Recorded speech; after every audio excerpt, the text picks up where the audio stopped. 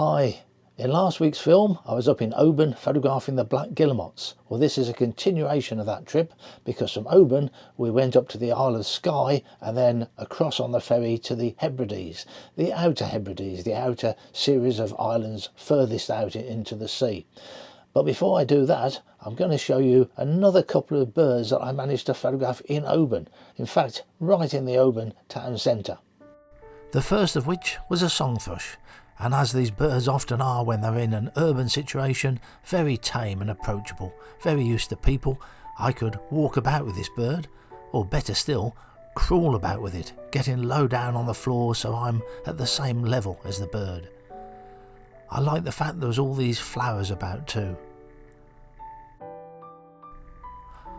On the trip I was using a mixture, sometimes the OM1 camera, my normal camera, but I'd also got a Nikon Z with me with the 180 to 600mm lens, very much getting used to it, going through all the menus and trying to work out what I'd got to do. The other bird I photographed in the town centre was this oyster catcher, and I took a few snaps of it sitting on this wall, and when it took off into flight I almost stopped pressing the button. But I'm glad I didn't. I'm glad I let it run, because it went out through the traffic. And I think this makes a very nice urban wildlife picture. You have to decide which you think is the best frame. I think it's the next one.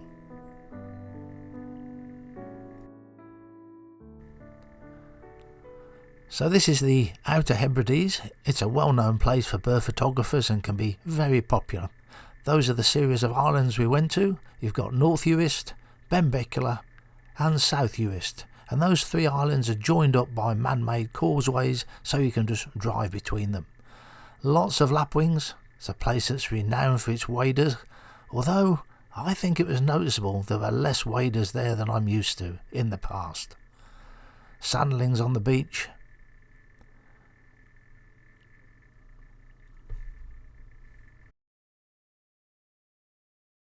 Sometimes when you're driving along you just see a field and straight away you have that feel-good factor about it. The rocky outcrops, the little ridges in it, they all make it very photogenic, and there's no fence between the road and the field. When the redshank was on the grass I didn't bother photographing it. I waited for it to go up on a rock, and at this time of year in the spring they're courting, they're displaying, and when he wants to call out he's going to go on top of that rock. I'm on the wrong side of the vehicle really, I should be facing the other way, but I'm still nimble enough to be able to get across the passenger seat and get into position.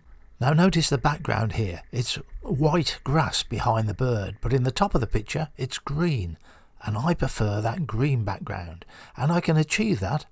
I've just got to get out the car and get lower down. And it's amazing what you can get away with birds. You get out the car, you keep low so your head isn't sticking above the car, and then you get down on the floor and creep out just gently. Again, as I've said before, you're not trying to be invisible, you're trying to be non-threatening.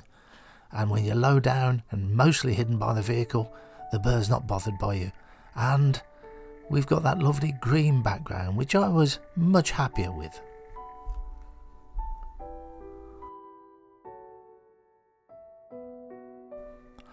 I always want at least two pictures here. I want it while it's calling so the bill is open, and I want it with the bill shut too. And then I'm going to take it vertically as well as horizontally, and I'm going to do it at different image sizes too, small and large, and different rocks, different backgrounds. And here the bird is doing its display flight, and I took this with the Nikon camera, but don't ask me whether it's better or worse than the OM camera yet. It's going to take a long time to find out. There was quite a range of birds on this little bit of grass, including this oyster catcher probing in the grass for worms.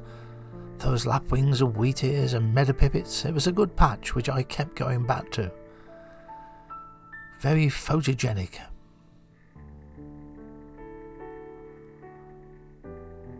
So you can have an oyster catcher just on the grass, but so much better when it climbed up on one of those ridges. White grass and then green grass. And two oyster catchers.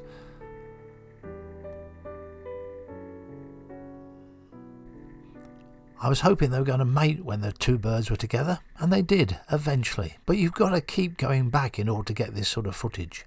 You can see something's going on here.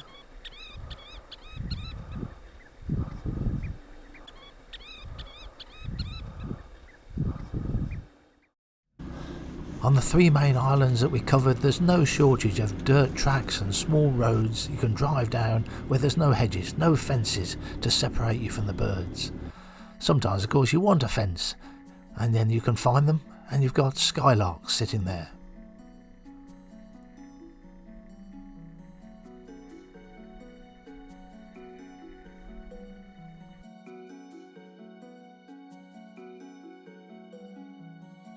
For about 4 to 5 minutes here, two skylarks started chasing each other around, and it was the only time during the week I got opportunity to use both cameras, the Nikon and the OM1, on the same subject. Very hard to tell them apart. I got better pictures from the OM, but that was just in that one situation. You really learn nothing from this. It takes a lot of testing to prove the autofocus. Lots of rabbits to photograph too, always a cute subject. Apart from rabbits don't do very much. I find them difficult to take nice pictures of. 2 rabbits is better than 1, and then you get a third, and things often look better in 3s as well. Nicer composition somehow. But if you wait long enough, you'll even get a 4th.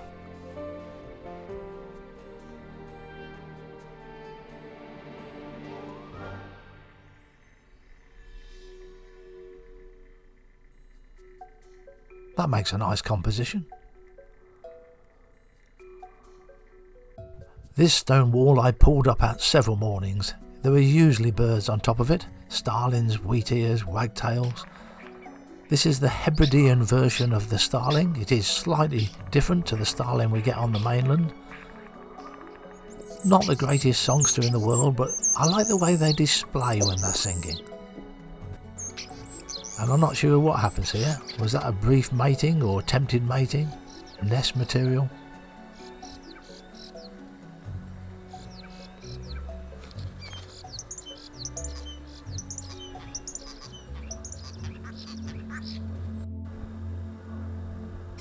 This bird was preening itself for a long time, so I let the video run, and then I stopped and started to take stills.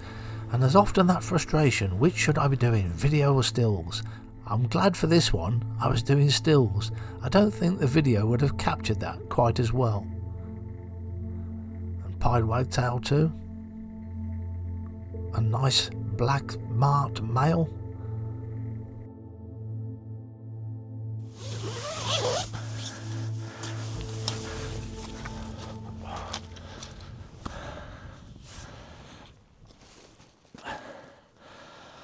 Well, that wasn't very successful.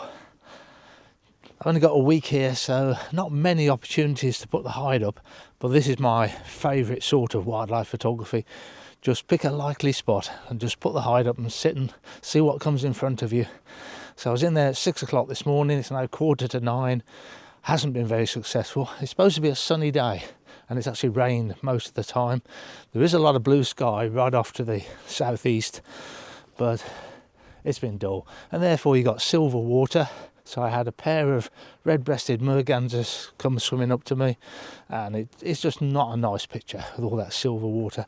If they'd have gone a little bit to the left, there's some lovely coloured water there, but that didn't happen. It's a little bit windy as well this morning, so we have to have a guy rope, and the guy rope has to go back to the grass because this is just soft mud here, and tent peg is not very good in soft mud. And I wish I'd have brought me wellies now with hindsight, because it was a bit muddy. This is the male red-breasted merganser. There were a lot of short-eared owls around, mostly in flight. This was the only time I managed to photograph one on a post. And I didn't put too much time into the flight shots because I'd done that a lot during the winter. So I was actually looking for them on posts. Or from the car window, and they are approachable. When you see one on a post, you can usually get close enough to it. Now there's a limit to what you can photograph in a week, so I'm going to show you a few pictures from earlier trips. These are windbill, which are very numerous in the spring passing through, and some huge flocks of waders on the beach. These are dunlin. This was taken on this trip, lying down on the sandy beach. But this one from a previous trip.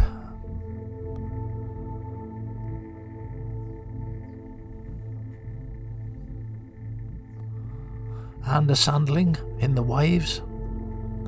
And another bird that's quite common on the Hebrides is the twite, nest building here amongst the gorse.